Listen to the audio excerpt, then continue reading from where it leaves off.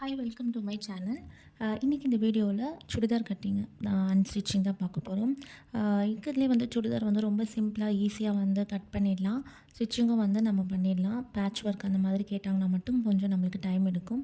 But இந்த order வந்து பார்த்திங்கன்னா அவங்க சிம்பிளாக வந்து ஸ்டிச் பண்ணிடு, எந்த பேட்ச் ஒர்க்கும் இல்லை. சிம்பிளாக ஸ்டிச் பண்ணி கொடுக்க சொன்னாங்க. ஏன்னா அதில் சம்கின் ஒர்க்ஸ் இருந்தது ஃப்ரண்ட்டில். ஸோ அதனால் எந்த ஒரு பேட்ச் ஒர்க்கும் வேண்டாம் அப்படின்னு சொல்லிட்டாங்க. லைனிங் வந்து எவ்வளோ தேவைப்படும்னா 2.5 மீட்டர் 2.25 மீட்டர்லேருந்து 2.5 மீட்டர் வரைக்கும் தேவைப்படும். 2.25 இவங்களுக்கு வந்து நான் 2 மீட்டர் மட்டும்தான் நான் எடுத்திருந்தேன். ஏன்னா இவங்க ரொம்ப சின்ன சைஸ் தான். ஸோ அதனால் 2 மீட்டரே கரெக்டாக தான் இருந்தது. ஸ்லீவுமே லென்த் கம்மி தான். அதனால் நான் வந்து 2 மீட்டர் தான் எடுத்தேன். லைனிங் வந்து 4 ஃபோல்ட் பண்ணியிருக்கேன். அதாவது 2 ஃபோல்டு, ஃப்ரண்ட் தனியாக பேக் தனியாகவே நான் ஃபோல்ட் பண்ணிட்டேன்.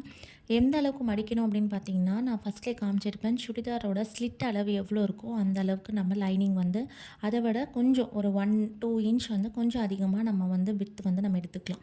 ஸோ மொத்தமாகவே விட்த் வந்து எவ்வளோ எடுக்கணும்னா அந்த ஸ்லிட் பார்த்து தான் எடுக்கணும். ஏன்னா அதிகமான அளவு அதில் தான் இருக்கும். நான் வந்து அளவு சுடிதாரை போட்டு நான் அப்படியே வந்து எல்லாமே மார்க் பண்ணிக்கிட்டேன். அதாவது chest round, waste and slit கிட்ட. வேஸ்ட் வந்து நார்மலாக நம்ம அளவு சுடிதாரில் எப்படி எடுக்கணும்னா ஒரு மாதிரி கர்வ் ஷேப் வரும் இல்லையா, அந்த இடத்துல நம்ம மார்க் பண்ணிக்கலாம். பொதுவாக வந்து 13லேருந்து 15 வரைக்கும் வேஸ்ட் வந்து இருக்கும். ரொம்ப ஹைட்டாக இருந்தாங்கன்னா 15 வரைக்கும் அந்த வேஸ்ட்லேருந்து வேணும். அளவெடுத்து நம்ம செக் பண்ணோன்னா நம்ம கரெக்டாக மார்க் பண்ணலாம். அளவு சுடிதார் இருந்ததுன்னா அந்த ஒரு ஷேப் மாதிரி வரும். அந்த ஷேப் கொடுக்குற இடத்துல நம்ம வேஸ்ட் வந்து மார்க் பண்ணிக்கலாம். நான் வந்து அமுல் லைன் அண்ட் கர்வ் எல்லாமே வந்து மார்க் பண்ணிவிட்டு நான் எல்லாமே வந்து ஜாயின் பண்ணிட்டேன். நீங்கள் வீடியோவை நீங்கள் ஸ்கிப் பண்ணாமல் நீங்கள் பார்த்தீங்கன்னா நான் மார்க் பண்ணது எல்லாமே உங்களுக்கு புரியும். அண்ட் நெக்கையும் வந்து நான் மார்க் பண்ணிட்டேன். யூ நெக் தான் கேட்டிருந்தாங்க. எந்த விதமான பேட்ச் ஒர்க்கும் கிடையாது. ஆமூல் ரவுண்ட் எல்லாமே நான் ட்ரா பண்ணிவிட்டு அந்த அளவு சுடிதாரில் இருக்கிற அந்த கர்வ் ரவுண்ட் எவ்வளோ இருக்கோ அதே தான் நான் இருக்கான்னு செக் பண்ணிவிட்டேன். செக் பண்ணிவிட்டு நம்ம கட் பண்ணிக்கலாம். எப்போவுமே வந்து சுடிதாரில் ஸ்லிட்டில் வந்து பார்த்திங்கன்னா 1 இன்ச் மட்டும் எக்ஸ்ட்ராவாக அலவன்ஸ் விட்டால் போதும். மற்ற எல்லா இடத்துக்குமே வந்து நீங்கள் 2 இன்ச் வந்து அலவன்ஸ் விட்டுக்கோங்க.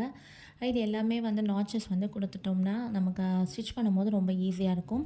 இப்போ நான் ஃப்ரண்ட் அண்ட் பேக் வந்து தனித்தனியாக நான் பிரித்து எடுத்துக்கிட்டேன். அண்ட் ஸ்லீவுக்கு வந்து நான் லைனிங் வந்து கட் பண்ணிகிட்ருக்கேன். லென்த் வந்து ரொம்ப சின்னது தான். அதனால் வந்து நான் எடுத்த கிளாத்துவே ரொம்ப அதிகமாக தான் இருந்தது. ஸோ நான் அதில் மார்க் பண்ணிவிட்டு கட் பண்ணிவிட்டேன். நான் ப்ளவுஸ்லாம் எப்படி மார்க் பண்ணணுமோ அதே மாதிரி தான் அளவு சுடிதார் வந்து வச்சு நான் பேக் சைடில் கட் பண்ணிக்குவேன். கொடுக்குற மெட்டீரியல் வந்து அவங்களுக்கு கரெக்டாக இருக்குதுன்னு சொல்லிட்டாங்கன்னா நம்ம அதே அளவில் நம்ம பண்ணிக்கலாம். ஸோ இதை வந்து ஃபஸ்ட்டு ஃப்ரண்ட் பார்ட் வந்து கட் பண்ணுறேன். சம்கின் ஒர்க்ஸ் இருக்கிற அதை விட கொஞ்சம் இடம் விட்டு லூஸாக வந்து நான் கட் பண்ணிக்கிறேன்.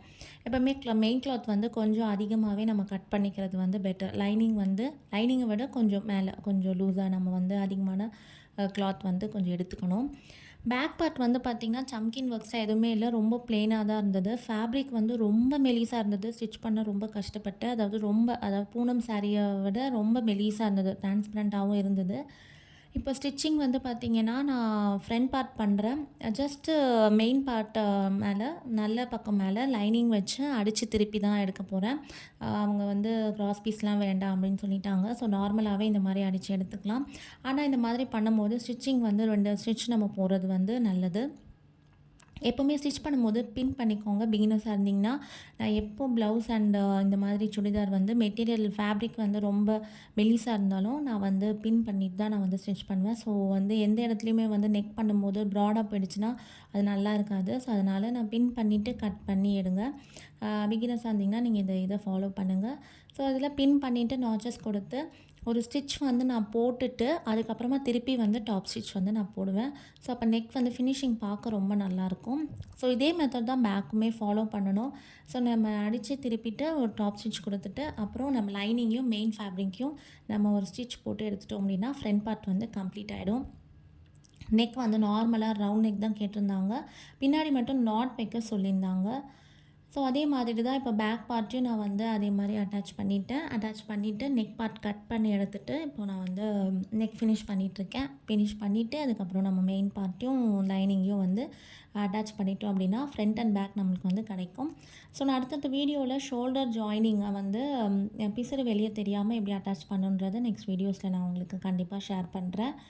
அண்ட் என்னோடய சேனலை நீங்கள் முதல்ல பார்க்குறதா இருந்தீங்கன்னா ப்ளீஸ் என்னோடய சேனலை வந்து சப்ஸ்கிரைப் பண்ண மறக்காதீங்க. கூடவே இருக்கிற பெல் ஐக்கனையும் கிளிக் பண்ணிக்கோங்க.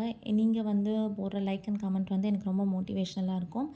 இப்போ அட்டாச் பண்ணும்போது பார்த்தீங்கன்னா, கொஞ்சம் அந்த லைனிங் இத வந்து நல்லா தேய்ச்சி விட்டு அட்டாச் பண்ணிக்கோங்க. அப்படி இல்லன்னா மொத்தமா ஒரு இடத்துல வந்து இருக்கும். அது வந்து தூக்கிட்டு இருக்கிற மாரி இருக்கும் மெயின் கிளாத். பார்க்கும்போது நல்லா இருக்காது.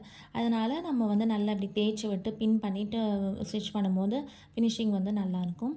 நீங்க இத அட்டாச் பண்ணதுக்கு முன்னாடி லைனிங் வந்து கீழ மடிச்சடிச்சுக்கலாம். இல்லன்னா அதுக்கப்புறம் கூட நீங்க மடிச்சடிச்சுக்கலாம். ஸோ அட்டாச் பண்ணிட்டு எக்ஸ்ட்ரா கிளாத் எல்லாமே வந்து கட் பண்ணி எடுத்துடலாம். ஃப்ரண்ட் அண்ட் பேக் வந்து ரெடியான பிறகு நம்ம 2யுமே வந்து அட்டாச் பண்ணிக்கலாம். ஷோல்டர் வந்து நம்ம ஜாயின் பண்ணி எடுத்துட்டு ஸ்லீவ் அட்டாச் பண்ணா சுடிதார் வந்து கம்ப்ளீட் ஆயிடும். இந்த வீடியோ வந்து உங்களுக்கு எல்லாருக்கும் ரொம்ப யூஸ்ஃபுல்லா இருக்கும்னு நெனைக்கிறேன். ஸ்லீவ் ஸ்டிச்சிங் வந்து செப்பரேட்டா நான் நெக்ஸ்ட் வீடியோல கண்டிப்பா அப்டேட் பண்றேன். பேக் பார்ட்டுக்கு மட்டும் டாட் புடிச்சிட்டு, அதுக்கப்புறம் பேக்கையும் ஃப்ரண்ட்டையும் அட்டாச் பண்ணி முடிச்சுட்டேன். இந்த வீடியோ உங்களுக்கு பிடிச்சிருக்கும்னு நெனைக்கிறேன். பிடிச்சிருந்தா சப்ஸ்கிரைப் பண்ணி லைக் பண்ணுங்க.